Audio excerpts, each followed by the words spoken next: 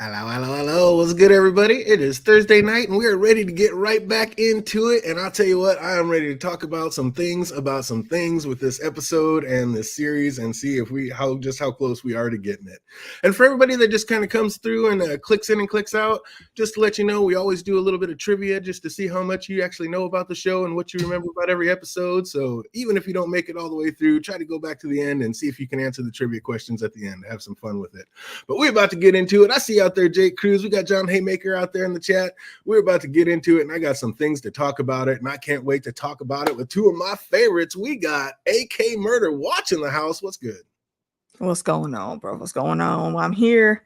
We gotta talk about these murders. Oh man, we got some things to talk about. And we're gonna talk about it with the one, the only Phantom D Saint. How we doing tonight, brother? Yo, it is good, everyone. I'm very curious as to which twin did it. Was the triplet song playing in anybody else's head, or was it just me? Oh, you think there's a third triplet? You think this is just not just twins, but they might have a third sister we don't know about? Is something going on in the game, man? Something's going on. Oh, there are definitely some things we're going to talk about. It Only Murders in the Building, Season 4, Episode 5. We are halfway through, people. This one's called Adaption, and let's get into it. This week opens with Marshall, the writer of the new movie, explaining how in Hollywood nothing is ever what it seems. It's all about perception and convincing the world and yourself that you have what it takes. Basically, fake it till you make it. And I don't know, my spidey senses were tingling right out the gate. This man is calling him a fake right out of the gate. He says he's a fake and a fraud, which makes me think, okay, so what are you really trying to tell us with this? Are you really saying that you just don't believe in yourself, or is this going a little bit deeper? And we are going to talk about it today. Which of the triplets did it? We then flash back to the shed and our trio being held at gunpoint by Bev Mellon. And as suspected, that scene just cooled instantly with Bev being way over the top Hollywood. I mean, who acts like that in that situation? Like, was that out of control or what, Phantom? What part? Hold on. The way Oliver's like narrating the whole scene. Like, was he recording that in the beginning when he's like, "Don't do me, take me, not my friend." It's Oliver. You know he was over the top. He was over the top. Bev was over the top. That whole situation was out of control. Like, I don't even know if I'm buying what everybody's saying. That was nuts. Do you think he was recording all that though? Did he get that on film? Nah, not at all. It's like when later in the episode with Charles, it's like they're bad with technology. So it's like if you said, "Oh, was I recording it?" No, you weren't. You're taking photos the right way. No, you weren't. I mean, he had the light on. He was using it for a flashlight. But I'm like, man, if he could have hit record and got all that, that might come into play later. But I think he was recording to show the world like how like he's strong and brave and heroic. Basically, he's man enough to deserve and keep his girlfriend and not lose her to that muscular arm that's draped around her. So that's that part about it. But why would Bev say that the gun wasn't loaded when it obviously was? Like, obviously she never checked, so why say that? Or did she check, and this is just one more clue to prove that she is one of the killers? Could be either or. Good. What do you think? How do you feel about that? Why would she say that loaded? She is a bit sus because, I mean, what was you doing at Saz's spot in the first place? Like, there's literally nothing out there. Why were you in this random ass shed in the woods at a site of something that's going to be built? Like the bulldozers haven't even come in to level everything yet. So why are you there, ma'am? Yeah. And how do you know about it? How do you even know this place exists? Like, it's not open. It hadn't started. Didn't I say last time it might have been something between her and Saz?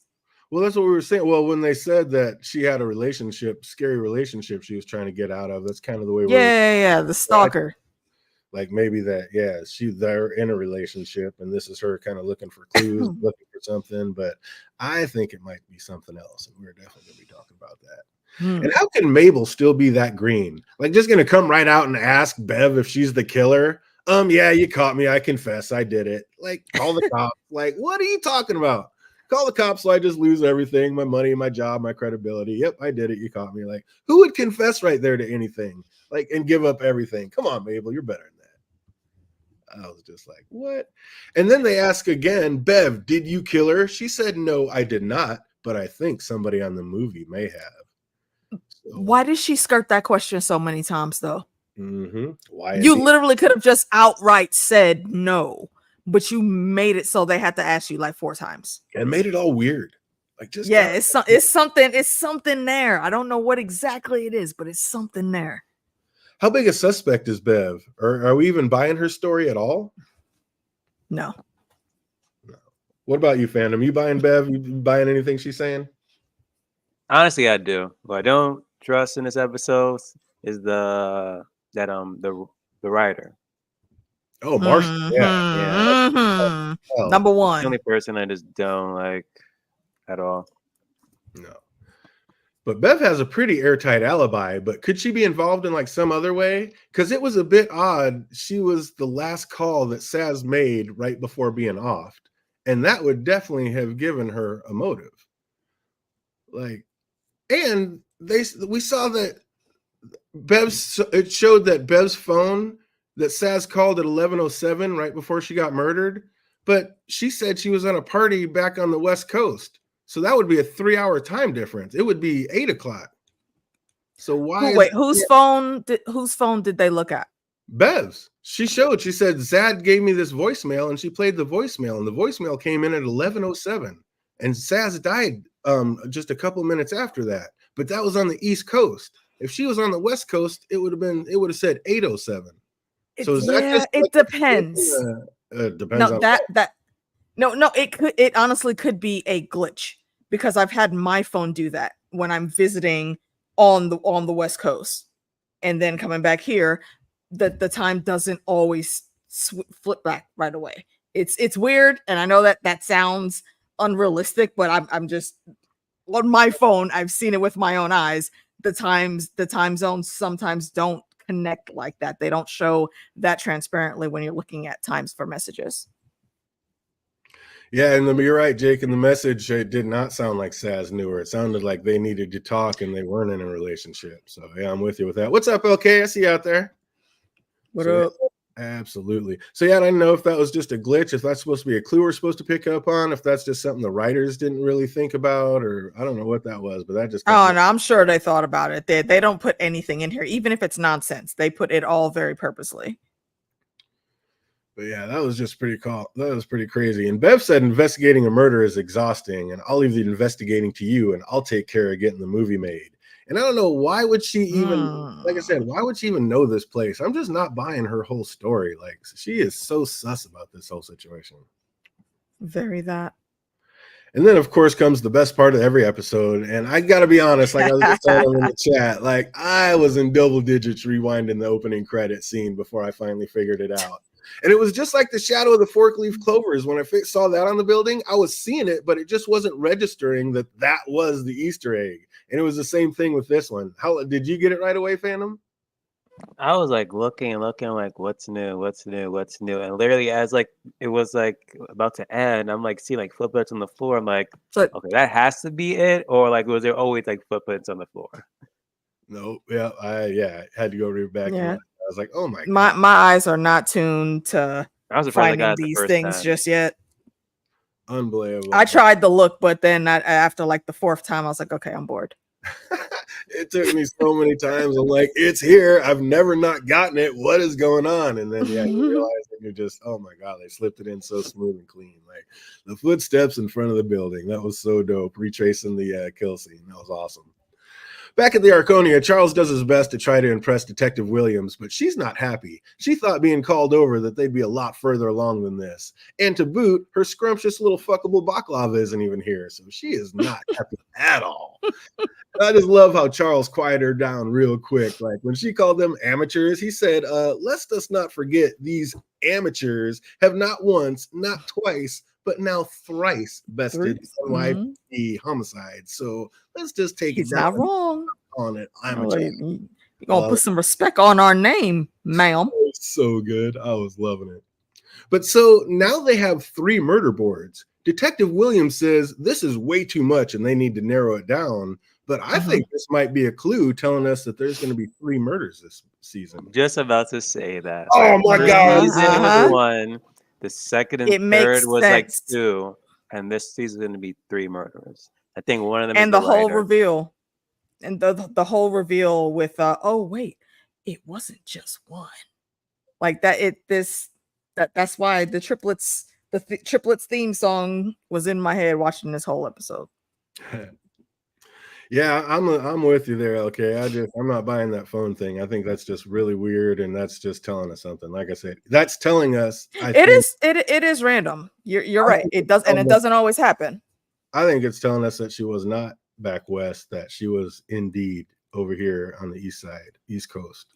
Well, see, and also what I will say, to your point though, is all she did was show them a picture. If she would have shown something like live, like it was supposed to be a big event. So let's say, show me something live with you talking to somebody on the red carpet, so to speak.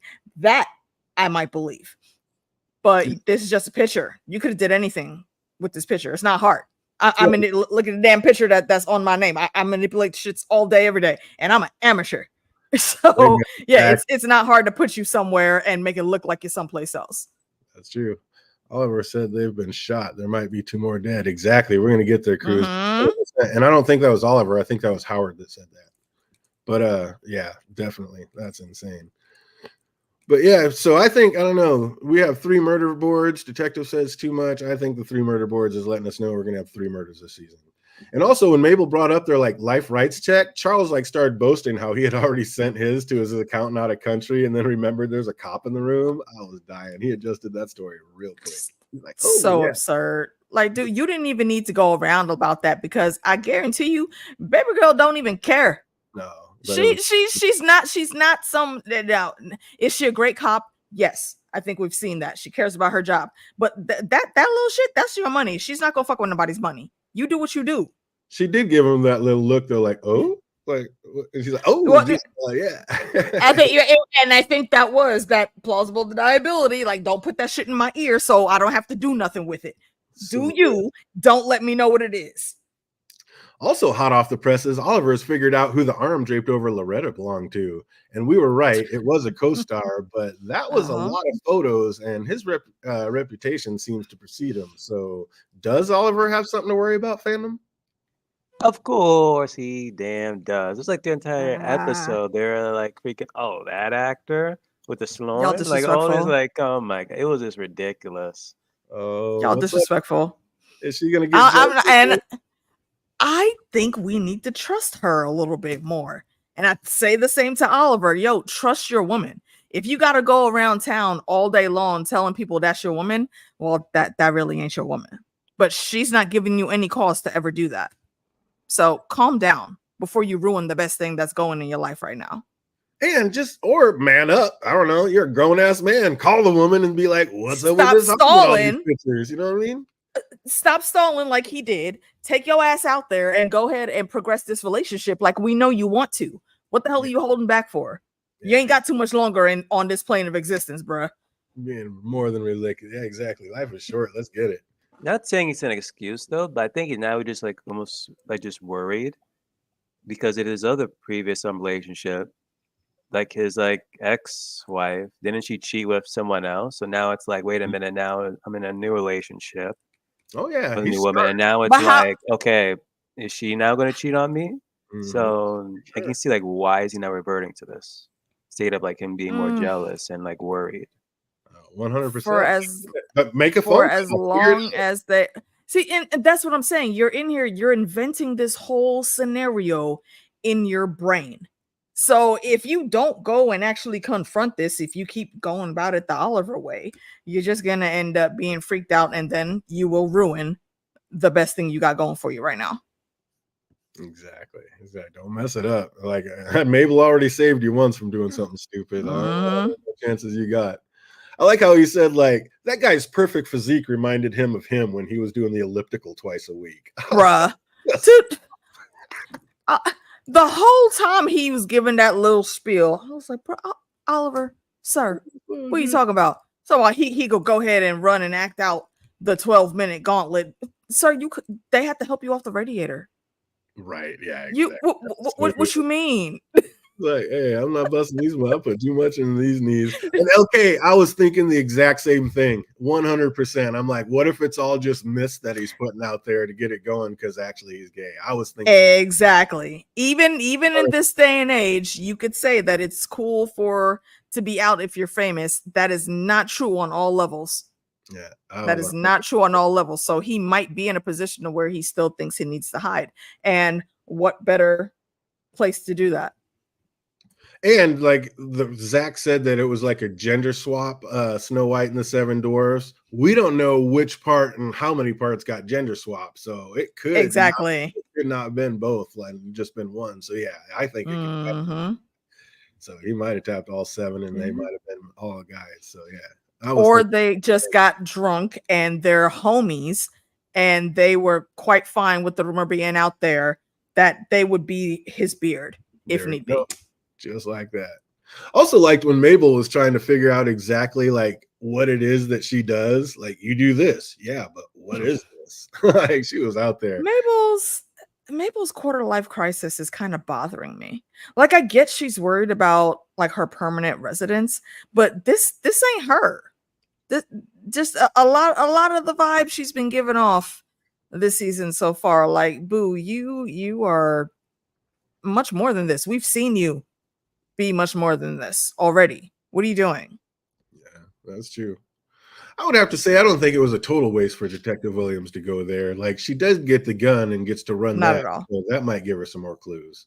So it wasn't a get there. She also needs updates because remember, she's not on the task force team anymore. Right. She was just hoping they were farther along in this, but it takes time. And I think that's the only reason she was giving him attitude, not because she really thinks that they're incompetent. Not at all. So the crew head up. Oh, when she walked out of there and she's like, "Get this shit done." Get that shit off the board. Best one-liners in this show of everybody. I love her. Oh my god! Just like what I was saying last season, I was like, we need Detective Williams back in here. In the very next series, she just kicks in the door. NYPD, motherfucker! I was loving. Look, can we say spinoff? Okay, I would watch a series starring her. Oh, she's amazing, and she does. They give her the best one-liners. Like, she is the best. The crew head upstairs to look for more clues and try to eliminate a few more names, and they're met by the sister brothers, who, as soon as they step off the elevator, like, these two are just beyond weird. And what kind of case was that they were wheeling? Like, they're just trying to make us think that that's a rifle case. No way that it is, right? What do you think, fandom? What do you think's in that case they're holding? Not sure. Like, it's got to just be makeup and movie stuff, right? Like, there's no way that that's the rifle. It just seemed that camera honed. It wouldn't. For the shape of the case, I would say it's not any type of makeup supplies at all. And I'm saying that camera work though. It could possibly be different camera parts. And the reason I'm saying it, I know for sure it's not makeup is because theater kid. I've done a lot of the grip work backstage and on the stage, so that would not be something that in any of the background guys would be handling, and definitely not in a case like that. So some type of electric something I think is in there, and probably not the whole thing. Probably just bits and pieces of a few things. We saw her taking a picture at the end of the episode. It could just be a super nice camera setup. I mean, who knows? LK wants to know how much Mabel's checks for. What do we think she asked for when she asked for that from Bev, when she wrote down on the paper? What do we think she asked for? If it were me, I would ask for like 2 condos plus I don't know what, like free groceries for the next 10 years. And that's just being practical, because 2 condos in New York, in Manhattan, one, there's her housing crisis over, and then she's got 1 spare for an Airbnb, constant income. And food is covered. And I don't know if y'all know, like Fanta would tell you, food in New York be expensive, especially in Brooklyn, because they have the best food. So that's where you're going to see all them high ass prices. She asked for you think $1.75? You can't even get on the bus for $1.75 in the city, bro. What do you think pizza is now like $4 now, and I'm like, right? Yeah, them one-way trips on the subway ain't cheap no more. Shit, can't do that.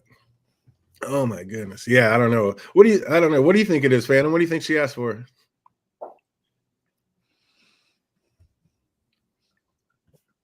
I'm still trying to remember the scene though. At what point did she write something down?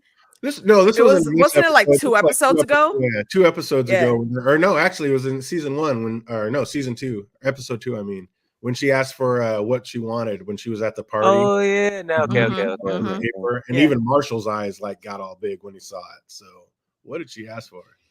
It means An actual job. Oh, 1.75 million. 1.75 million would be cheap. No, he said That's- $1.7. But yeah, well, no, even if it was 1.75 million for a movie deal, that's fucking cheap. Oh yeah, well, not for people who aren't stars. I mean, that's a lot. Yeah. But poor Oliver, just trying to keep up and not be too like body shamed. Like he is getting no love from anyone. Bev just came straight with it, saying like, "You don't." It's his fault. For someone who would care for their body. I'd have been like, "Bitch, what's that supposed to mean?" Like, I don't think I look good for my age. Has he ever curbed himself from partaking in anything at all? And food also is in that. So solid food. And he's also not solid food. This is Mr. Dip here. What you mean? Nah, dude. They're just looking at Oliver like, bro, no, I'm sorry. You're not about to be no muscle bound nobody out here. No one sees you like that, sir. And that's nobody trying to throw shade or nothing. That's just the truth. And you know that. Stop being so theatrical. This is why you got the man writing your script for your character the way he's writing it, because you be doing this shit all day. You can't be mad at him for that. Well, talking to Oliver, Bev said she had to go find someone. You think that was just an excuse to get away from him, or did she really need to go find someone? Excuse. It's an excuse. But we do see, because I was like, if she did need to go find someone who, but we do see later that she actually comes, grabs Mabel and says, "Oh, I was looking for you." So I'm wondering if that's who she was talking about. I need to go find someone.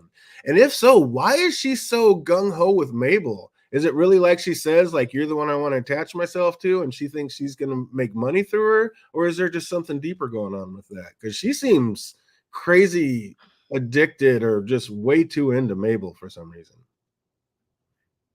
I mean, compared to anyone else, like, who has a brighter future? Yeah, I think what she said is exactly what it is, what her outlook is. She's attaching herself to the person that will have the most longevity in the role. And it may, the next movie, if there's a next movie, might not even have to be about a podcast, but something else directly from Mabel's life in some way, shape, or form. And she's 100% right. I mean, like it or not, she is correct. Mabel right now is the gives her that longevity in a project. So I think she's really just chasing the bag.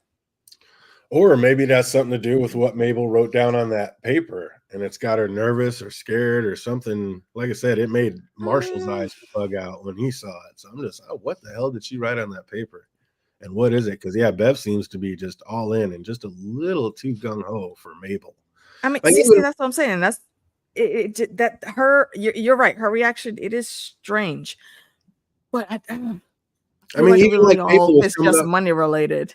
I mean, she's a big-time movie exec. She knows bullshit when she sees it. And Mabel was coming with the bullshit hard when she's like, "Oh, tell me about your new ideas. I need a new movie to make up."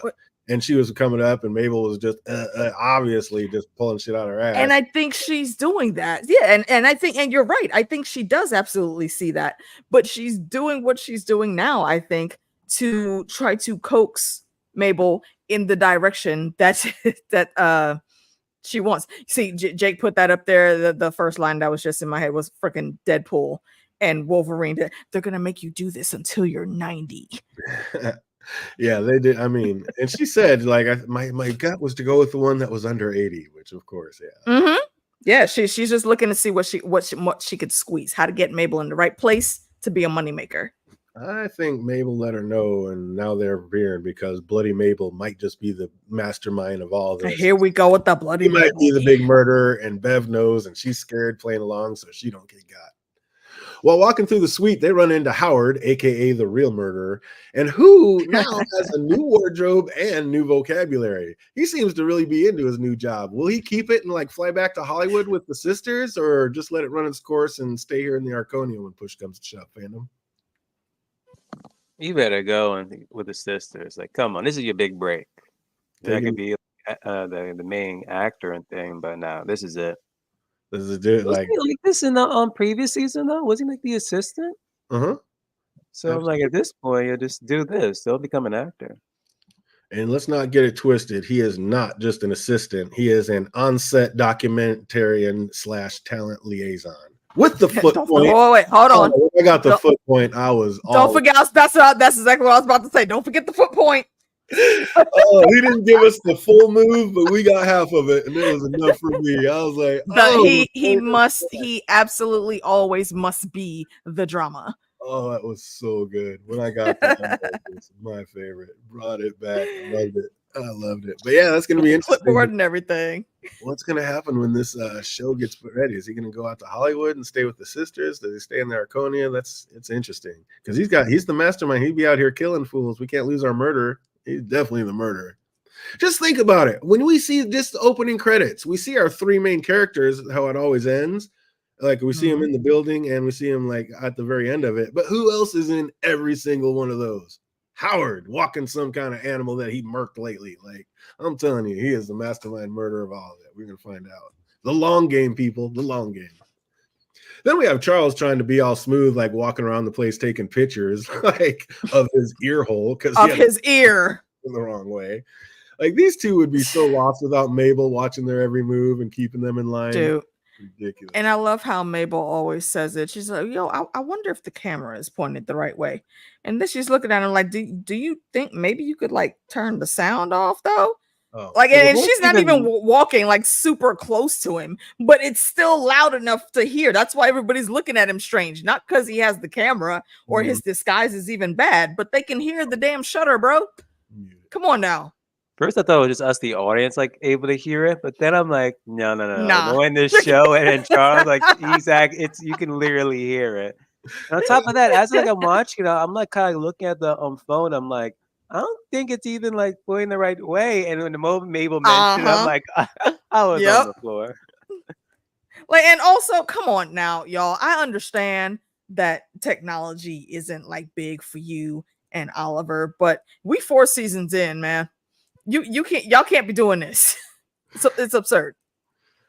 Oh, yeah. I mean, that is true. I mean, she did pass on the Barbie movie and she does need something to stay relevant. But I mean, Mabel was pulling those things right out her backside. Yeah, defense though. When you heard about the Barbie movie, I did not expect it to be, that crazy how it turned out to be.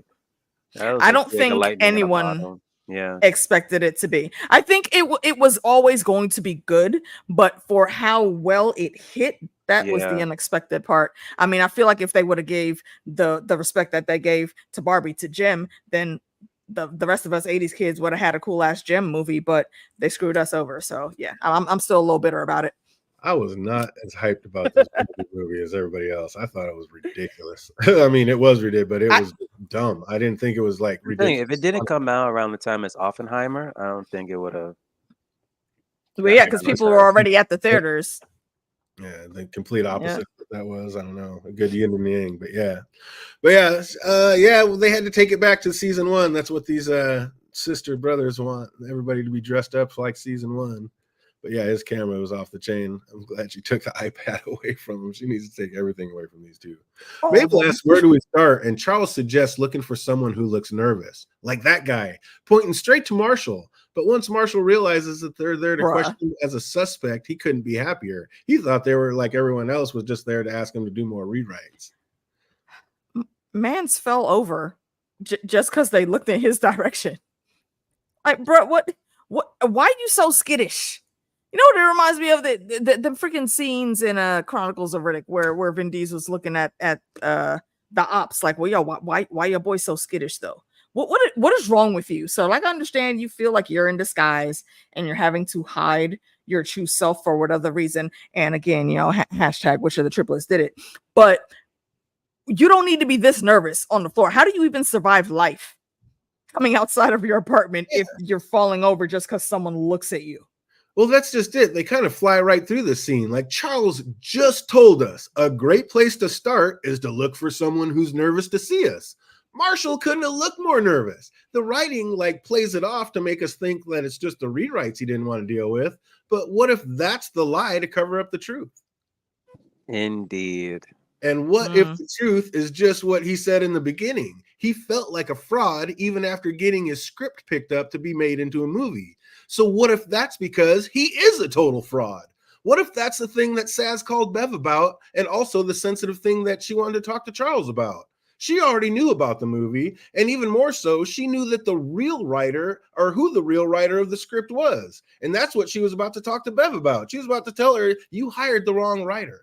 Like, this guy is a fraud. He probably either killed or took or did something, stole this script, sold it as his own, and Bev and Saz knew about it, and that's what got her killed. Holla at me. What do we think about that? I think that blends in quite well with the tinfoil that I was talking about. Hey. Because, yes, I definitely think they're undercover. Is it too just hide, money grab? You stole somebody else's script, you know, you did whatever it was you did behind the scenes with them, and now you're sitting here feeling like a guilty imposter? Or are you trying to get back into the good graces of your sisters that may think for whatever reason you are not around anymore, but you couldn't come at them with your real face, so you had to creep your way in, find some way to get in, and this was your way in? That's a piece. Now, what do we do? Yeah, definitely. I like that. Which of the triplets did it? That'd be a great time if we find out they are together. And I think the next episode is going to be all about the background of the sisters' brothers. So we're definitely going to find out a lot more what's happening.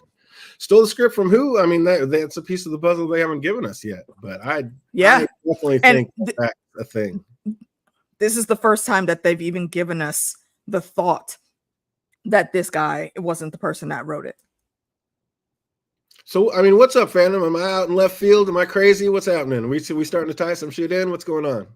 I don't think you're crazy. I actually love that theory. For me, I think that the writer, he did write it, but I think that you probably learned from Saz. Maybe Saz also called him up too, and he's like, wait a minute, if this is true, and if someone who's working on this film thing is the murderer, then they might end up halting it, maybe put it back in production purgatory. So let me actually kill Saz, and boom, keep it going. So he could just be one of the murderers, but not a new murderer, not the actual one. That's another thing. Do you think? Oh, go ahead. Do you think it possible that maybe Saz wrote it or co-wrote it? Maybe. Which is why she knew that the wrong person was being given the credit. Could be. 100% could be Saz that wrote it, or knew. And maybe that's a sensitive thing that she wanted to talk to Charles about. Hey, I've been writing this movie about you guys. And I think I didn't, I don't want you to be too mad at me, but it's got some personal stuff in there that. And she would be the perfect one to actually be the author because she has that background insider information. Mm-hmm.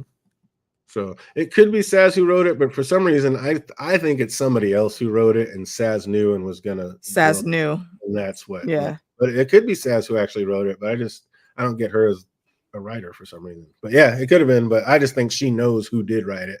And on the other, and the other thing, this whole murder is insane. Wait. What John said right there, that is exactly what I was thinking. Paul Rudd wrote it. Irish Paul Rudd wrote it. Irish Paul Rudd. Mm-hmm. He would have said something though. He'd say something before this. I think so. Yeah. He looks like he's a little bit messed up in the brain though. And I know he's a stunt man, and they're chalking that up to his possible injuries and whatnots. But what if he seems damaged because he was very purposely damaged to keep him quiet? Maybe. But I mean, he would have had to been a total fan of the podcast, and we don't. He was Ben's face or body. So what? He didn't really have anything to do with Charles in the podcast or anything like that. So why didn't would he script about it? Forward facing, he doesn't have to be. He could just be a super fan. Yeah. And have a decent story in his head. And what I'm saying, that again, speaking from experience, that he literally wrote some fan fiction. Yeah, Marshall, we're gonna find out that like Marshall and Helga are connected or something, and that's how. Like somehow he's tied into the Westies. Maybe he was broke and lived, and he was in one of those rent control departments, so he knows them. But I think he's gonna be tied in with the Westies somehow. Would be how I got the script. And yeah, I'm so surprised we haven't seen like Dudanoff yet. Because Dudanoff might be I don't know. This is episode 5, and I'm like, and yeah, we haven't yet seen him. Why would we need to actually see him though? Because like how many like episodes have been like they've like mentioned him like what 3 maybe 2? Yeah, they've mentioned him. Maybe episode 2 was the first time we heard of him, right? They've mentioned him, but the biggest thing about him is he was like in that picture, and he hooked everybody up on the west side with cheap rent for apartments. We don't necessarily really need to see him or her at this moment. What would that change in the story? And I mean, Dudanoff could be an alias. Dudanoff could be dead, and they could just be running the scam without him. Exactly. It's gone. Like it could be anything. That could go any direction. But John, I used to watch that every Friday right after the Dukes of Hazzard when I was a kid. Feel the Fall Guy. That was so dope. What was it? The original Fall Guy. Series. It was dope. Fucking Dukes of Hazzard, man. Oh, yeah, it was on right after the Dukes of Hazzard every Friday night. It was dope. I was there for it. You know, if it's someplace with Mabel's aunt, that could be a little hook. I mean, maybe it seems like he's old enough to actually be like that. Yeah, absolutely. I like that. So then Bev shows back up, and oh, wait a minute, I was gonna say, like, isn't this whole murder ridiculous? Like the whole setup, or somebody came, like it has to be somebody that was at the rap party from last year, and there has to be a tie-in maybe with the Westies or whatever. Because first of all, they were never going back upstairs. Like all of a sudden they got like some good news on the review or whatever. And that's when Charles just like, hey, I have this special bottle of wine I've been saving for a special occasion. I'll go grab it. This is a special occasion. That was random as hell. So like, how could anybody like set up a murder for that time? And then we still haven't figured out why is it Saz that ever went up there to get it? Charles said he was going up there to get it. So when did Saz step in and flip the script and go up there and do it? Like that, the whole thing is insane. And who could have been ready for that? Because again, it was never going to happen. So how do you set up for that? And are you ready for that? But we didn't know like Saz was going up there because it was like the whole shock thing. Like, oh shoot, is Charles dead? And then it'd be like it wasn't Charles. So that's why they like show us like, oh, Saz said like, oh no, I'll go up instead. Why? No, see, exactly. See, that's the thing that DJ's saying there, though. They were at a freaking party with the drinks already. If he wanted to do some like a special round for them with like this special what was it, champagne or whatever it was, he could have done that after. You didn't need to leave the high profile party, go upstairs, get your bottle, then come back. That does not make any sense. So whoever did that knew something, and you said it's impossible for them to be able to set that up, not unless again, you know, there's more than one or two people working here. I think they coordinated, they had one plan if something happened on this side, and then plan B if they needed to tweak it and handle it some other way. So I think it's sus that he even wanted to separate from the group like that to go and get this thing. But it's speaks, I think, even more to whatever was going on with Sass that she knew, that she said, nah, chill here. I'll go get it. Yeah, I think they may have known Sass well enough to know that she would not have let him go in there. And if she really was the target instead of him, and I think that's kind of what they're showing us, that it was actually supposed to be Sass, they were just waiting to see what would happen when she would walk out or if he would walk out. And it would have had to been somebody at the party to let them know that Saz was coming up there. So maybe that's why I think maybe Saz was the target, because it's like, hey, Saz is going up there, so this is your chance. But they would have had to been ready anyway. I mean, who said Saz was going to go to that apartment? Like, it just makes no sense. I think Saz had the story, but she didn't think that she was the one that they were actually gunning for. I think she genuinely thought it was him, and that's why she went ahead and took his place and went up there just in case. But it surprised her obviously, because she wasn't ready, and it was dark, so all they saw was a silhouette. So again, it could be him, but it's why I say they're real disjointed on how they're giving us the clues this season, because it's too many things on the board.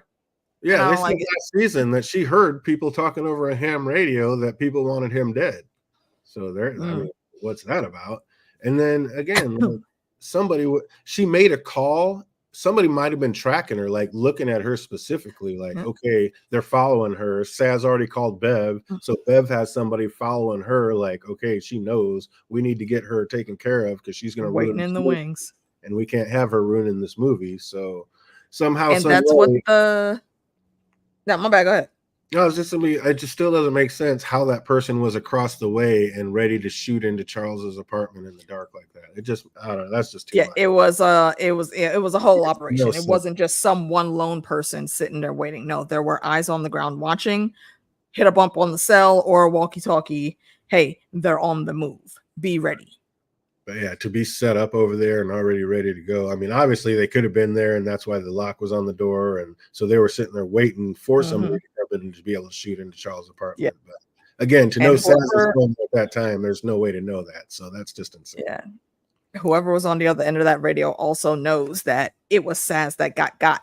And they said last person I was asking questions ended up dead. And I think they were talking about Saz there. Jan also said the only reason to hide a body is because you killed the wrong person and you don't want people looking or stopping, so you can still go after it. So maybe Saz was the wrong person and they just moved and cleaned the body because they don't want anything messing up because they're still after Charles. There are equal amounts of clues that say both. And I think what we'll find is it's a little bit from both sides plus a third road down the middle that we don't have all the breadcrumbs for yet. What's up, fandom? Do you have a feeling either way, whether it was Charles or Saz that was supposed to be got? I'm like 50-50 on this, and I'm on the fence. No it's way. Like, because they both look like, and when you like turn off the lights, you can barely know who was who. Like when it happened, like we all thought at one point it's Charles, and the next thing you know it was Saz. So it's truly, we don't know, like, okay, was it truly like Charles or was it truly Saz? It could go either way. It could have been both. Like for me, it's like, yeah, it could also, yeah, exactly. And like Jake's asking, who was Charles's understudy? We haven't met this person. We met all the other understudies, but we know that Eugene's going to be playing him. But who's his stunt person that's supposed to be coming in now that Saz is gone? We never got introduced to that person. Maybe that person wanted a job, and Saz was in the way, and he's like, I could be Charles's double if I just get rid of Saz, and maybe that's who took out Saz. Who knows? Oh, there might be a scene later showing Saz offering to go as an excuse to go to Carrington's apartment because she was planning to meet someone up there. I like that. Maybe she was supposed to meet somebody. Like she did. Like she did leave there and make a phone call right away. So I think that's more the thing. She wanted to go and make a phone call. So I think that was it. But yeah, again, how could they just set up the murder that fast? It makes no sense. Charles didn't have an understudy in the Broadway show that we know of. Yeah, they didn't show it. They just everyone has an understudy. They just never showed us. Saz was investigating the Westies and some golf tournament. Yeah, we don't know what that was about, but yeah, absolutely, she's definitely in there. She has something to do with them. I stay ready, so I don't have to get ready. I think they wanted Charles, but shot Saz by mistake. It could be. I mean, they definitely need to give us some more information so we can figure that out. Yep. But Bev shows back up, and we hear it was Mabel that she was looking for, and she grabs Mabel and says, "Let's see if we can pass the Bechdel test." You guys know what the Bechdel test is? That was pretty. Refresh my memory. I've heard it. It's I don't remember the exact thing though. That was a pretty great line right in our face. The Bechdel test, for anyone who doesn't know out there, is to have two or more women in a movie scene. Check. What's that? No, go ahead. It's to have two or more women in a movie scene. Have a conversation that does not involve talking about a man. And not surprising, most movies fail miserably at this. You can start watching with movies you start watching, but that's the Bechdel test. Wait, hold on. What is it? Only have two females in a scene, no guys in the scene, and have them talk about anything else other than a man. And most surprisingly, not so surprisingly, most movies fail miserably. They fail at it. Really? Yeah. Yeah, Yeah. it literally has a name. It's Okay, now I gotta go watch Charlie's Angels and see if they Go do it. See, and you know what? Especially movies where it's supposed to be like women are at the forefront of the movie. I think it's most egregious in those situations. Yeah, that was pretty funny, and they put it right in our face, and then they passed it. So yeah, that was a genius scene. I love these writers are just too good. Clever. So Bev said she was looking for Mabel, but then she ended up just having an extremely random conversation with her. So what was that about? What was she really looking for her for? Like there's something going on here. What else could Mabel? She left Charles. She left Charles. Said I gotta go. Or Oliver said I have to go meet somebody or look for somebody. Then she comes back, says I was looking for you, Mabel, and then just has a random conversation. Like I don't know. There's just something really, really off about that.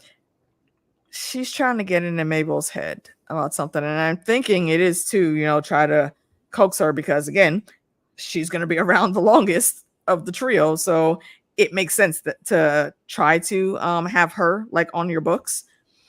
But outside of that, it's still weird, like really, like almost stalker creepy. Yeah, exactly. And maybe this is the crazy relationship that. I mean, they made it sound like Saz didn't know her, but maybe she still was in some kind of relationship with Saz, and that's the one she needed to go. Like, I know she said she wants to team up with Mabel because other than the other two, because she's the only one other crew under 80. But I have to admit, I was a little disappointed. Like, someone as sharp and witty as Mabel couldn't come up with a better podcast idea than what she pulled out of the fly. I thought she was literally just going to totally eat it and bring up Howard's, like, animal jobs idea for one. Like, it was killing me. I was like, nothing? You got nothing? That's why I said she's off this season, man. She's way better than this. I want to know what's going down.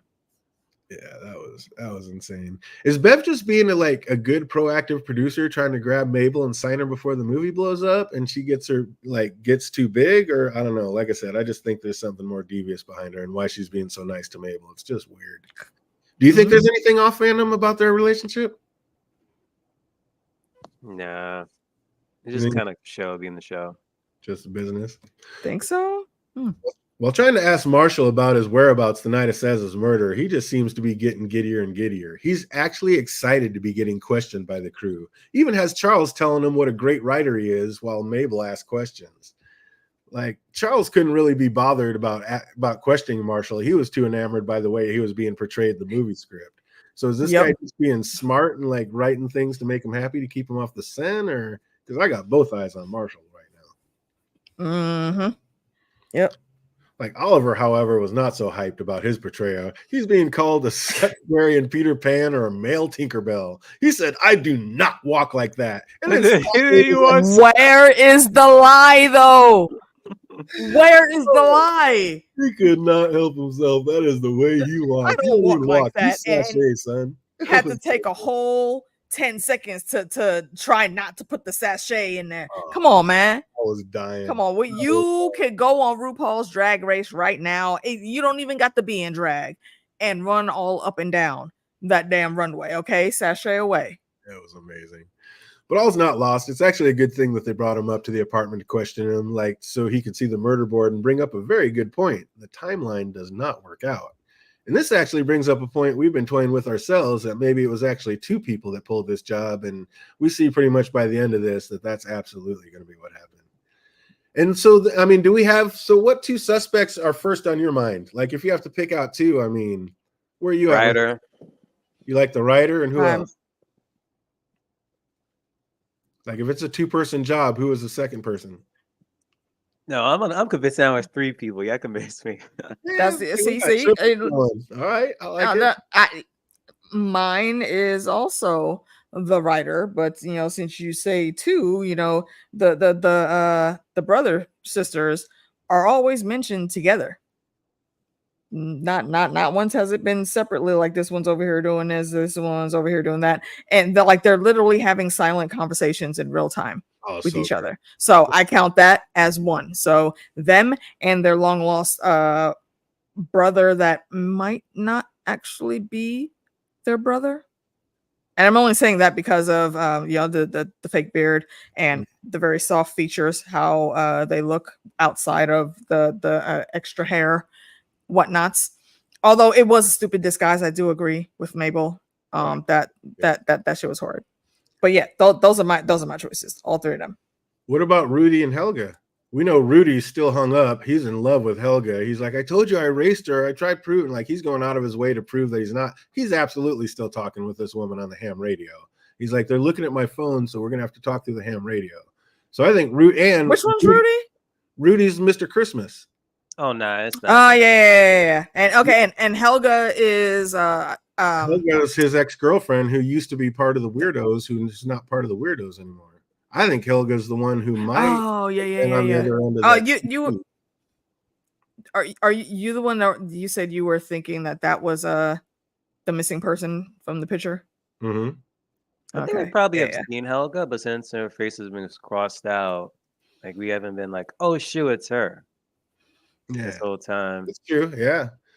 But yeah, I think Helga and Rudy, and remember, Rudy's the one person that we have no idea whether they were worth a shot. All the other Westies were playing oh hell, but Rudy wasn't. Rudy wasn't there. So we don't know where Rudy was during the shot. And Rudy, we know, is fit as fuck and could have definitely been strong enough to pick up the body and discard it. But what would the motive be? Because he's in love with Helga, and whatever's going on with Helga's crazy ass, she wanted somebody dead. So maybe which one's am I misremembering? Which one is Helga again? We don't really know. We haven't seen because Helga's the one whose face has been crossed out. Yeah. Okay. I think that's her face crossed out. I think she is Rudy's ex-girlfriend. I think they still have a thing. I think they're still in love. And whatever Helga's crazy ass wanted, whatever, I think she just talked Rudy into doing it because he's still sprung. The fact that they crossed out her face, I think that we probably have seen her. Could be. But we just haven't made a connection because her face has been crossed out. I don't think any of the Westies had been to the parties or this some event yet. So they wouldn't have been wait a minute, that's Helga. Also, another one. What's that? I was gonna say, what if it's what's her name from the other side? The woman we all love. Older late, yes. Uma. Oh, it could definitely be Uma. What if it's her undercover? She could be the old school Moriarty from the long jump from all this. It's either her or Howard who's doing all. I think one of the twins actually was one of the murderers, but then possibly the other one killed her off, so it's no loose ends or a backstab or whatever. So after they always work together. What if it's That's who got shot. One of the twins actually did one of the murderers. Maybe I know last season. Well, they would both be guilty because the other one would just be the accomplice. Last season, I remember Loretta was a big accomplice, and I know Loretta was talking pig, and they had a pig in this apartment. And we also know that Loretta likes talking in weird accents, like she did at the opening audition for the play. So she could have been the one on the other side of that ham radio saying the last person asking questions got killed. And now she's got this big, strong, herky arm. So maybe she's the one who shot and then had her new big hunk that nobody knew that she's been with this whole time be the strong person that disposed of the body. Possible. He's an Olympian. He's strong. He's got this big, strong arm. That's all we know about him. He's got this big, strong arm. So he's obviously strong enough to pick up the body and dispose of it. So that would be my third possibility, is maybe Loretta's still in on this somehow. Because do we really just bring Glenn Close in to be the side piece girlfriend that we see every now and then? She's got to have a bigger role, doesn't she? Glenn Close. That's the way I feel about it. I don't know. What's up? Am I out in left field fandom? Is there any way that we come back and Meryl Streep's a murderer? Possibly. Maybe she wants to get rid of Charles so she can get her boo coming out, and he doesn't have anything to stay back for, and he just comes out and stays with her in Hollywood. The fact that Charles said that he was just going to commit to male pronouns, because it'll be easier, I just felt all but guarantees that the killer would definitely be a female. Yeah. 100%. Come on. Which is crazy because every single season it's a female killer. We have no male killers, which is kind of awesome. I was are they going to switch it up this year? Doesn't look like it. Also, how great was the way like Charles distracted Lester in his dream scenario with that random bird whistle? Like, I was like, this guy. That was so good. And did you notice like he even had like the date he made his spot clean? Like he even had the date that he made his spot cleaners on the label in his cabinet. Like he is so extra in every scenario. Love this guy. And yet somehow still not as extra as Oliver, who walks in right on cue as they're talking about athletic bodies. Like Oliver tries coming in saying, "Oh, you're describing me to a T." Like, no, they are not. Like, well, your guy's on one this year, Phantom. You gotta love him. He is in his feels is what he's doing. And no one's sure if Charles' timeline is even possible. So Oliver decides he's going to be the one to test the theory time-wise. And Mabel tries to talk him out of it, but he's so in his feels about his girl's new leading man that he needs to prove himself.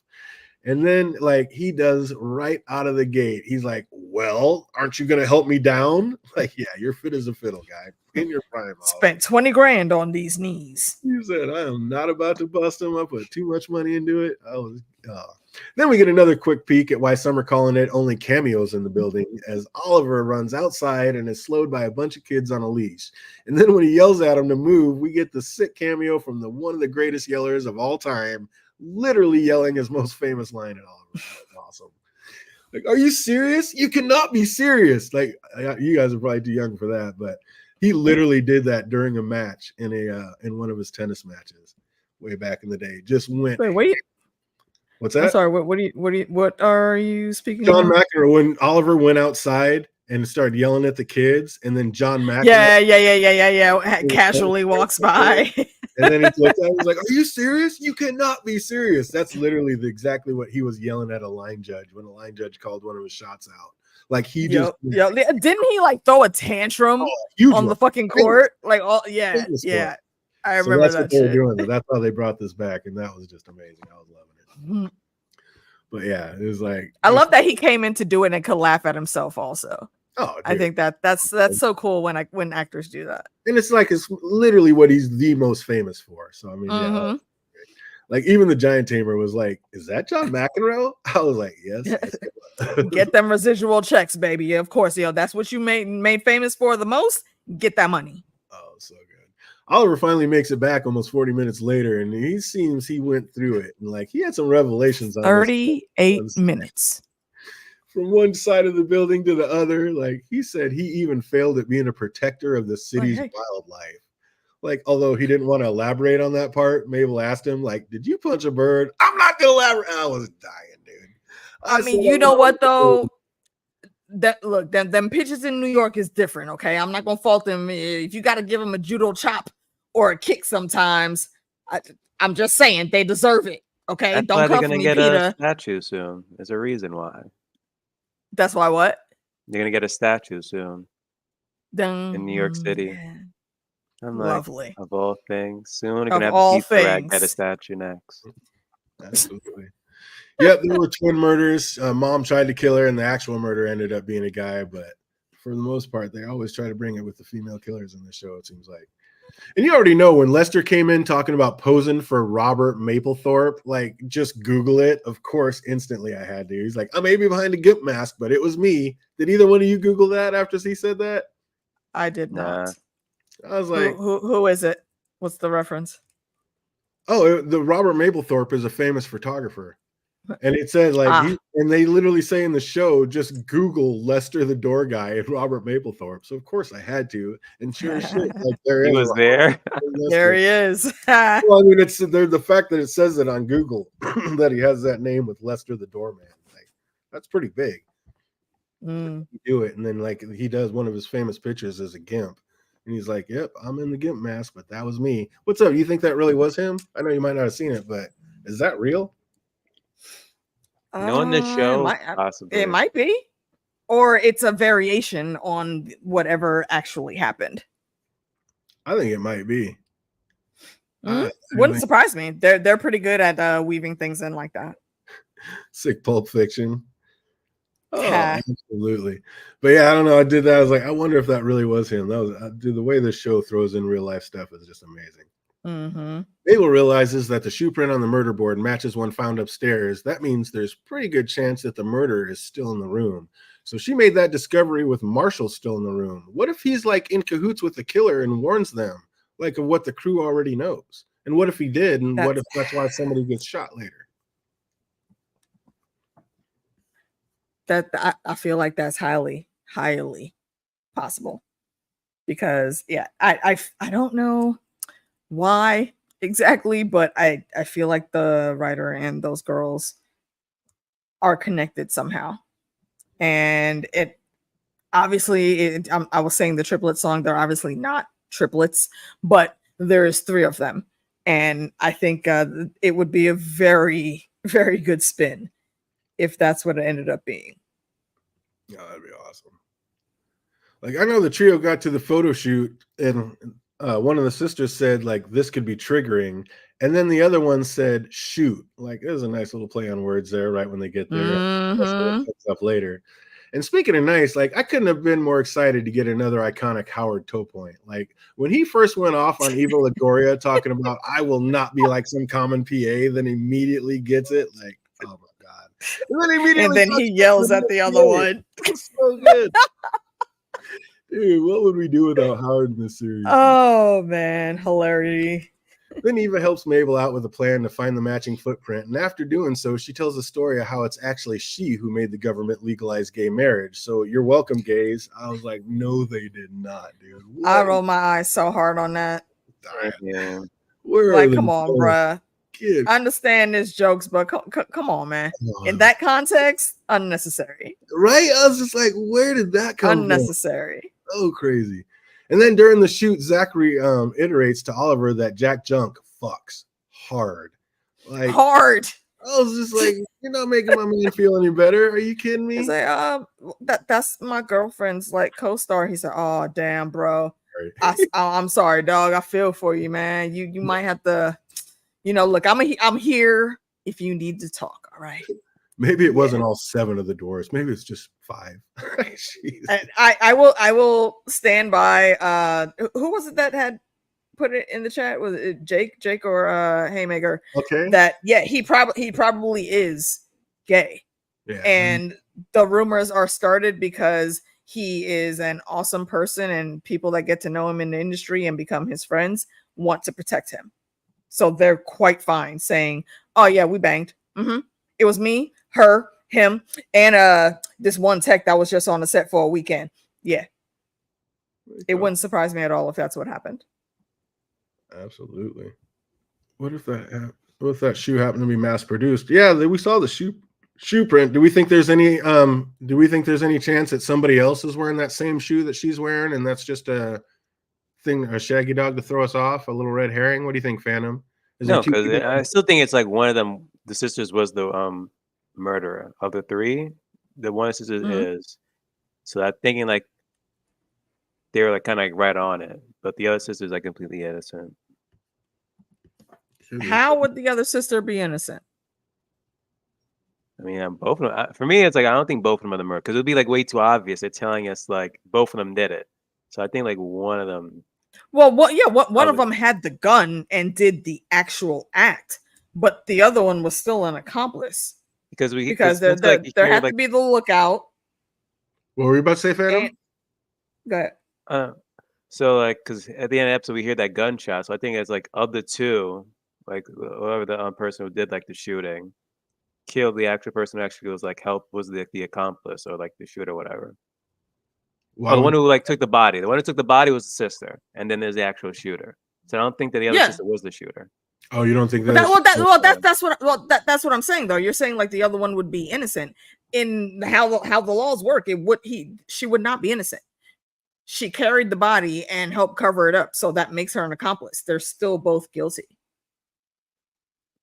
Or maybe how I'm saying it is confusing you. Okay. All right. Okay. Try again. Let me comprehend. The one I'm saying is like which is sister? Wherever sister gets killed, yeah, they're still guilty. But the other one is still is innocent because she wasn't part of like the whole like body and killing assassin thing. So one was actually in on the murder, and the other one somehow didn't realize, even though they can talk and communicate without speaking. Yeah, and that somehow didn't doesn't make realize they were sense. in it. I mean, maybe, but it's. I mean, they have their shoes. I feel like their shoes are custom made to just them, so they're the only ones that are gonna have that imprint. And across the way, the one chick, she's in the window. She's a sniper. She gets it. She's gonna get the higher charge of either manslaughter 1 or probably murder 1. And the other girl, we saw her wiping up the blood, cleaning all the surfaces, putting sass in the body bag, and hauling out. She is going to also get a charge, but it's going to be hers. I think will definitely be manslaughter and not murder because she was just the accomplice. That would be the case if they did it, but I don't think either one of them did it. And I think that shoe print and the other thing is just another red herring. Like there's some other reason. Maybe these sisters were over here because, like I said, the movie was already in production. They were doing it, and maybe they were spying on Charles, just trying to see his like everyday life and trying to get. Basically, you could probably see in all 3 of their apartments, and so they're just. Like if it was episode 8, then I would see like it's both of them. But it being episode 5, I'm like, okay, maybe it's one of them, or like Jake said, it's neither of them. Exactly. Way too early for them to have solved it. So yeah, I don't think it's either one of them either, but absolutely. So then getting done with makeup, Charles runs into Eugene Levy and figures out it wasn't one person who murdered Staz. There were 2. And if we're looking at that, 2 who did the murder, like who's the first duo that comes to mind? Of course, the Sisters Brothers, which is exactly the direction the show takes us in, which means there's absolutely no chance that they are the murderers. It was the writer, damn it.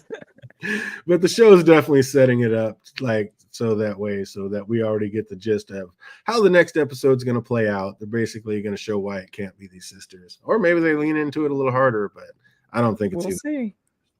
They show a match on the sticky pad, then look up to see the shoes worn by one of the sisters. Then she asks her sister to move Oliver, who's straight off his mark, and she lifts them up with ease. So is there any way that these 2 maybe are the killers? Like, I think they made that.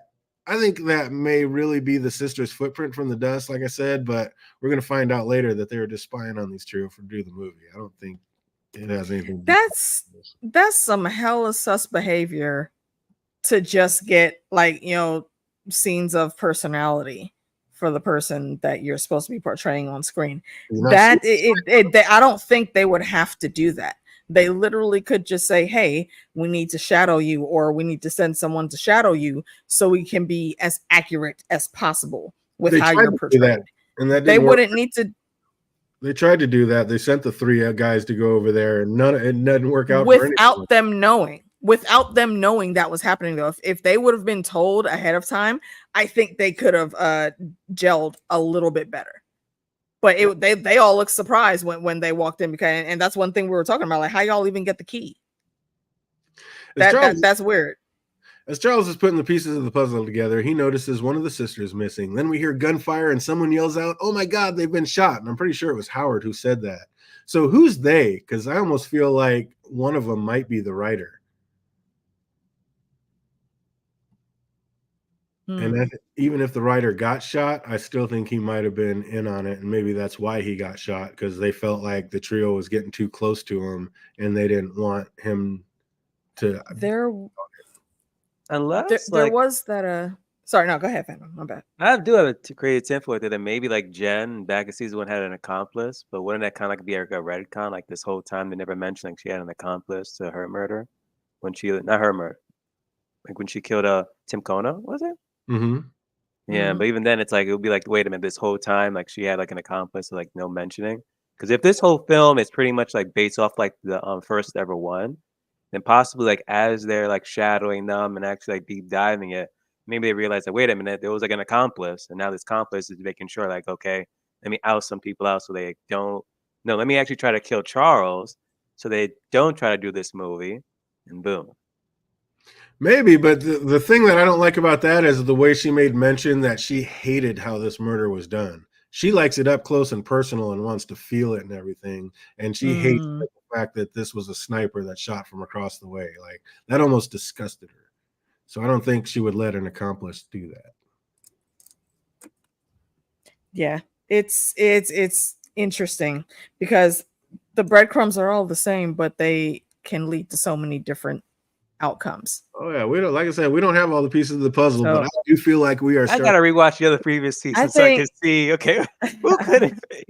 But I still think that we've seen like one person like we have seen in another. If it's 3 people, I think we possibly seen at least 2 of them, and not have seen this one person.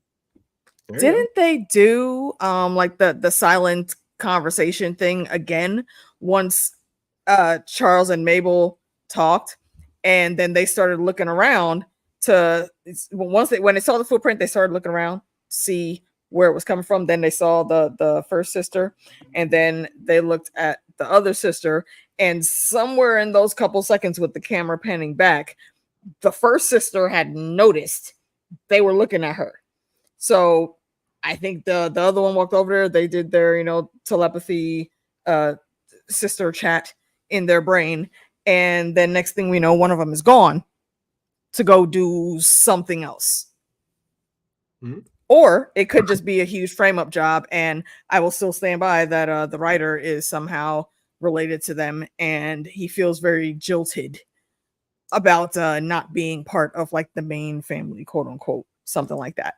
So he was trying to take him out, but then they figured it out. Now he's gone.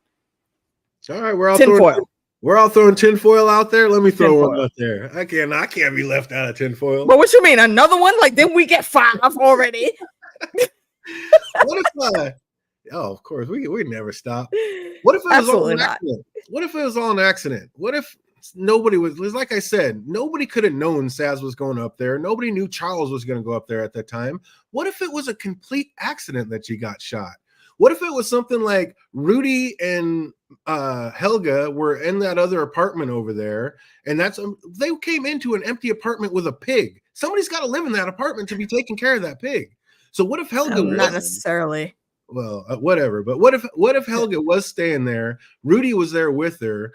Anna, who I said at the very beginning of this was the murderer. What if Anna came in? She's got this. We already know she's got a crush on Rudy. What if she goes in there? She sees Rudy and Helga together. She gets hella jealous, pulls a gun, tries to shoot Helga. Rudy pushes her out of the way, and the bullet shoots through the window and ends up killing Saz. And then Rudy's like, shit, I got to go clean this up. And Rudy is the one. That's why he wasn't around when they were playing the game. And Rudy was the one that went over and cleaned it up. And they said Anna was there playing the game because nobody wants her to get in trouble for this murder. And it was all just an accident. What? That'd be sick. There are some elements. No, there are some elements of that I like. It would fit the profile for everyone. So I dig it. But it is I don't know. I want them to go in some different direction with that. That's a super long con in the way they're setting it up. But I like it though. Don't mistake me. I like it overall. What if Beverly thought the rifle wasn't loaded and it went off and she was just looking at it and that was another accident? Nah. You're not gonna have a specialty gun like that, especially that shoots those high caliber rounds. We saw the casing from that bullet. So no, you're not gonna just have that because you're using like the scope to spy across the courtyard. You could just get a telescope for that or binoculars very easily. Or we also know that Vince hates her, the patch guy. Vince can't stand Helga. So maybe something went down between them. She's like, she was the wrong kind of weirdo. So what if he went to go shoot her? Like we saw him unwrapping something. It looked like a leg. Maybe it was a gun in that flat. I don't know. So what if he went to shoot, but he's got a bad eye and he ended up missing and the bullet went straight through the window and killed Saz? That's possible. That is possible. I feel like if he were to say something against them like that though, he gives me a bit of incel vibes. Like you got rejected and now you're trying to start World War III, and all of that culminated then into this nonsense. Yeah. Oh, could be. Oh, I loved it. It just got me. It got all the juices flowing. Got me thinking about some things. And like I said, I've got some tinfoil working, and I think one of these things might be pretty damn close to what's happening. What do we think of this episode, fandom? Good episode. Got me thinking. Inside Eye and the sisters, and mainly the brother. Oh, now you think he's a brother too? She's talked to you into it. They're not the brother, the writer. She's already got you. Freudian slip. I'm there. Yep. Hilarious. What do you think of this one, AK? Oh yeah, this was a good one. You know, they gave us many different nodes of everything that we love about the show and the characters. Always, especially because it started off with our girl, you know, the good lieutenant in there, the detective, giving all of her New York sass, and I love it. I hope they keep that going. So I will go with let's see what would we title a thing for the rating system. How many 8.2 8.2 what are they called, the boards, murder boards? 8.2 yes, murder boards? 8.2 mortar boards out of 10 for this episode. Oh, definitely 8.5. I love it. Maybe an 8.7. It was pretty good, and I'm with you, Jake. It was fantastic other than being too short. It was quick to the point, but I think it just part in this episode was simply just Charles trying to like reenact like how it all happened. Oh, We said how many Bruh. minutes? Like 8 minutes or something, was it, or 10 minutes? It was 12 minutes yeah. total. Doing all of that. And then just Oliver trying to like do it himself. It's been 38 minutes. It's either 38 or 36. One of the two. Oh, 2 snaps up and a twist. Love it. Yes. Come on, men on film.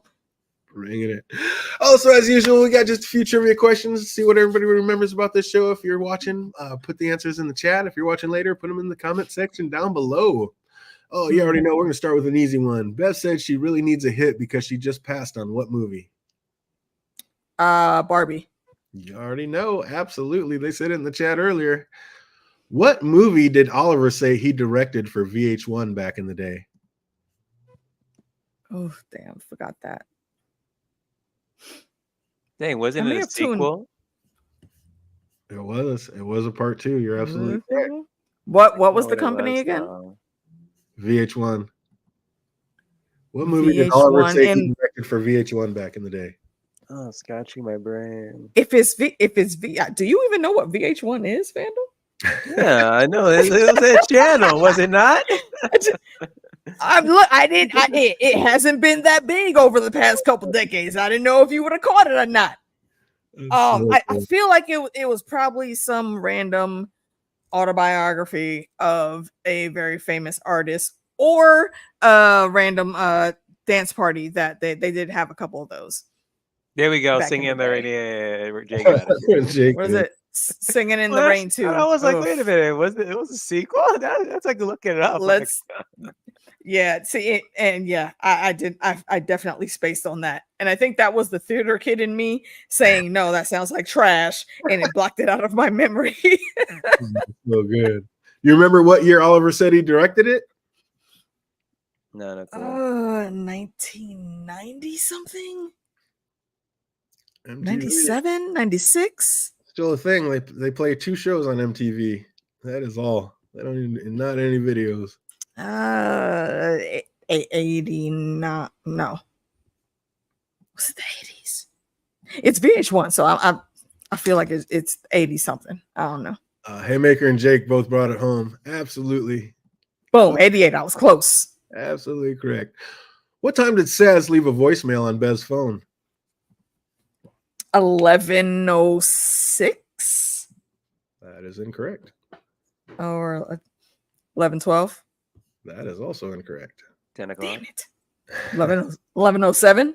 There we go. Boom! I knew it was in the 11s. Oh, Jake and Haymaker both had that one. 11:07. Absolutely. High five, boys. High five. In what country did Charles say his accountant was in? Belize.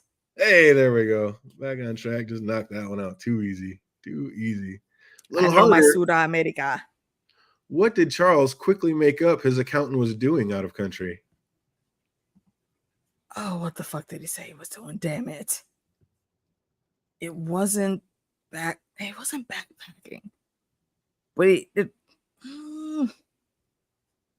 was it something in the rainforest? or no, I don't think it was a simple vacation. He wasn't doing shit that he should have actually been doing, I don't think. Okay, random ass sports. That is incorrect. Oh, we'll leave that one up there if anybody. Yeah, I don't know. I don't know. Random exploring of the rainforest is like all I got. What did Charles quickly make up his accountant was doing out of country, out there in Belize? What place did Oliver say he was picked in for softball? Top 5? Was it? Or yeah, he did say a specific number. Second or third, maybe. What he was trying to hype himself up. I don't quite remember. What place did Oliver say he was picked in for softball? Yeah. 2 or 3 is what I'm going with. You got to pick one. Okay. On the strength of Oliver's ego, I will say 2. Absolutely second. You remember why it was second? I don't.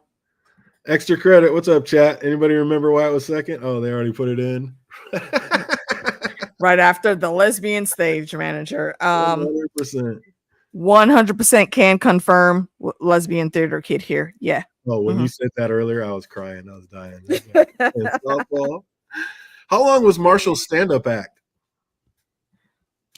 An hour? Absolutely correct. Absolutely correct. 1 hour. And I didn't even take notes on this one. Yeah. I got more right than I thought I would. We try to keep them easy and answerable on some of them. A few deep dives. Got to keep it a little tougher for some that are really into it. What was Marshall's alibi the night of Saz's murder? Stand-up comedy? Marshall. I don't think it's someone else. Which one is Marshall again? The writer. Yeah, wasn't he doing stand-up comedy? Right. Oh yeah. He was at damn it, I forgot the name of the club he was at. Oh yeah, I don't know where, but he's doing stand-up comedy. I know he was practicing his, but here's the thing though, he never got there. to show us because they were like, oh, they try to stop him. I was like, no, show your proof, damn it. Nobody wants to see that. I'm like, yo, like people are just not verifying anything, like at all. Like first the photo in the beginning of the episode, I'm like, yeah, but can you see like more of it?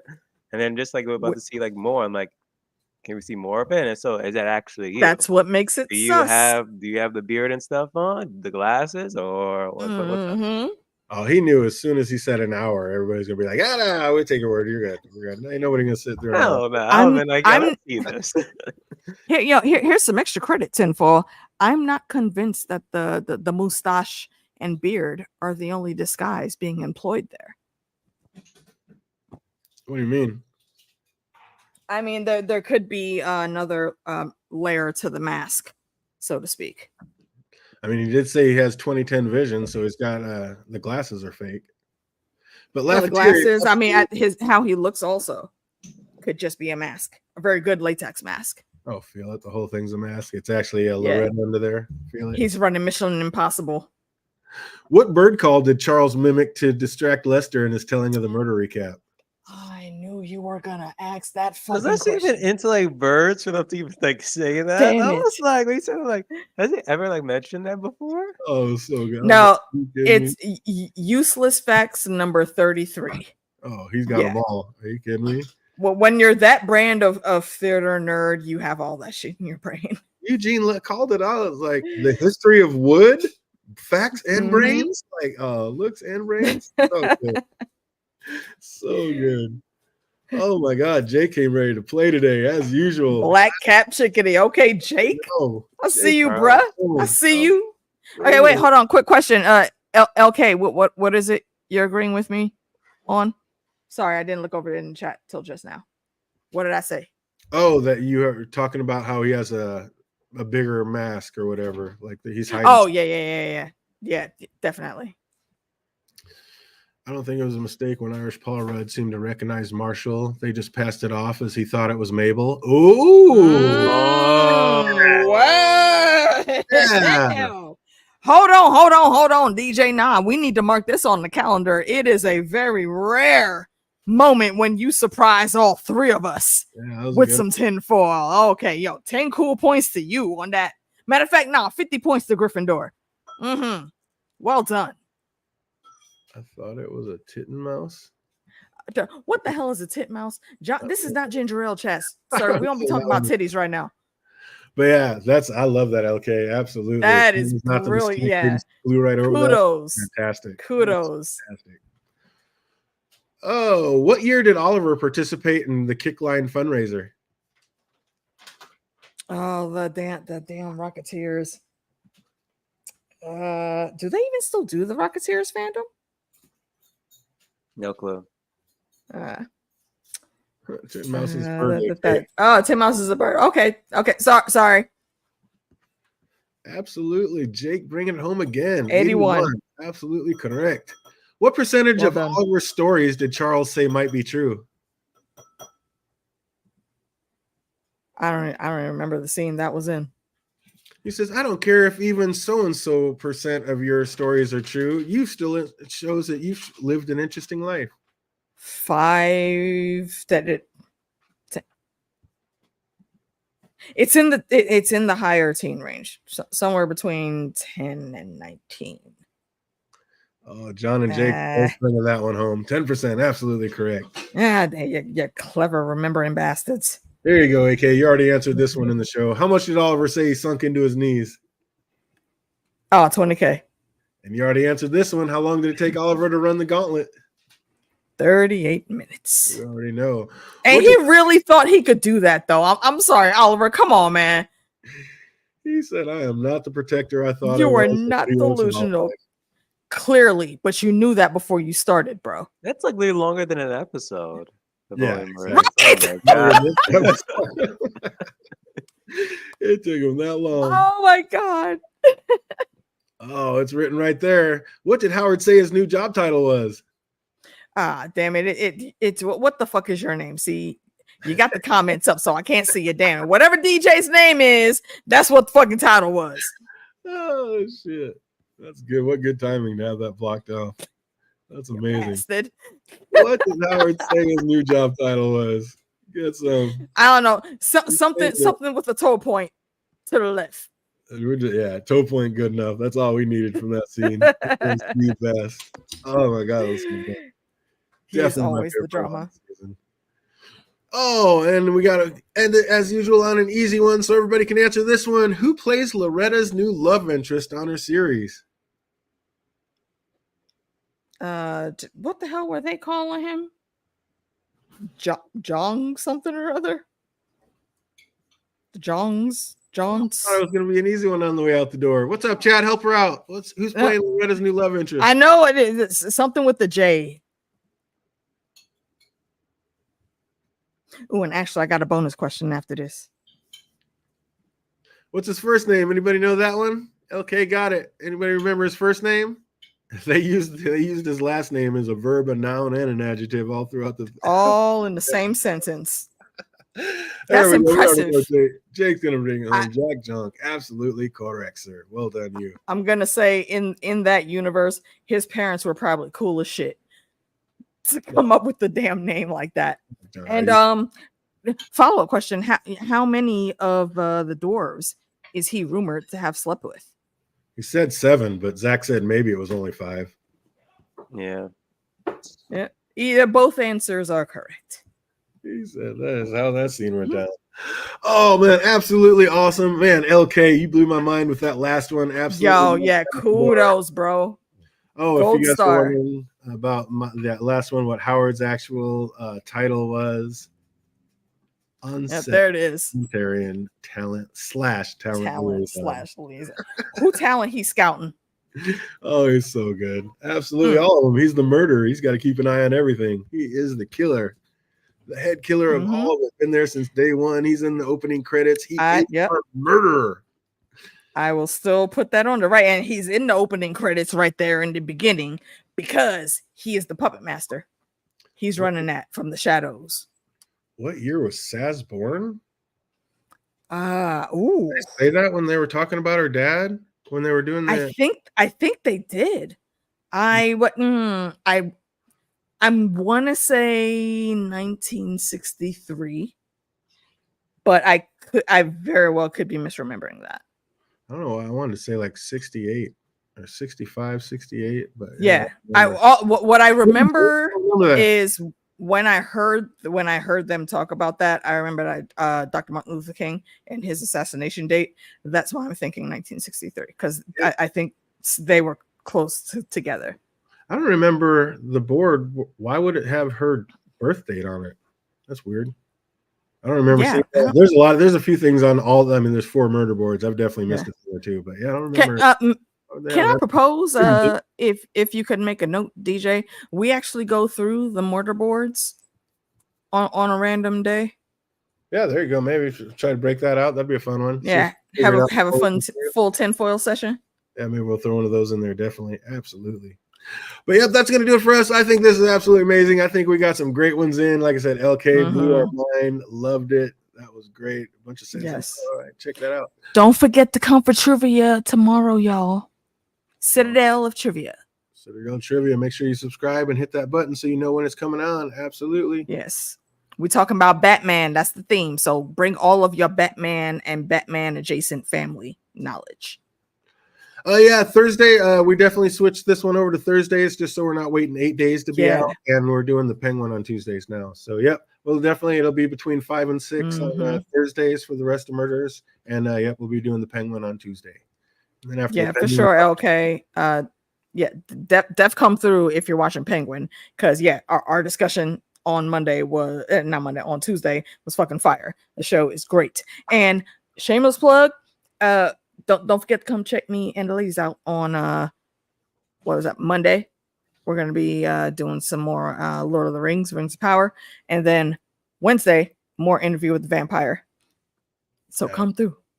Absolutely. The hits just keep on coming. So that's going to do it for us. I hope everybody out there is having an absolutely fantastic week, and it only gets better from here till we see you on Tuesday. You guys have a great weekend. Be easy, everybody. Bye-bye.